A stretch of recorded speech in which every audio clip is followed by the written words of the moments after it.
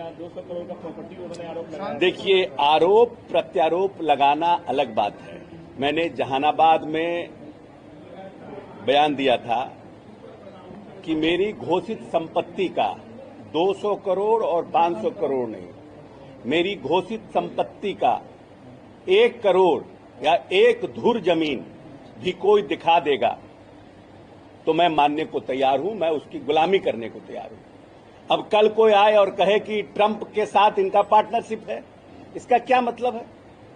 आरोप लगाना है तो आरोप कभी भी राजनीतिक जीवन में किसी के ऊपर आरोप लगा दे। कल आप प्रॉपर्टी खरीदिएगा, आप पत्रकार है तो मेरा प्रॉपर्टी हो जाएगा। हमने जो प्रॉपर्टी घोषित किया है उसका 1 करोड़ या 200 करोड़ तो छोड़ दीजिए, 1 धुर जमीन भी अगर मेरे परिवार के नाम पर कहीं है तो उसका कागज लाके दीजिए। किसी का कागज दिखाने से थोड़ी अशोक चौधरी का कागज हो जाएगा। इसका डीड वो दिखा रहे हैं। अब किसका दिखा रहे हो तो उन्हें बताया, हम डीड थोड़ी देखे हैं। किसका डीड दिखा रहे हैं और जो बात वो बोल रहे हो तो ऑलरेडी मेरे घोषित संपत्ति में है, वो तो आप और सबको देख सकते हैं। कह रहे हैं कि 100 करोड़ का वापस मेरी जगह 500 करोड़ का। अब बताइए। चलिए, इस पर बात, आरोप प्रत्यारोप लगाने से किसी की न राजनीतिक हत्या हुई है और न मेरे जैसे अशोक चौधरी की राजनीतिक हत्या होगी। हम पोस्टर, पंपलेट और झंडा बांधकर छात्र जीवन से यहां आए हैं।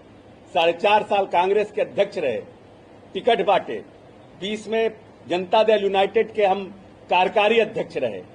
किसी के चाहने से मेरी राजनीतिक हत्या नहीं होगी और मैं बहुत मजबूती के साथ बिहार में जो विरोधी हमारे हैं उनके छाती पे चढ़ के राजनीति करूंगा।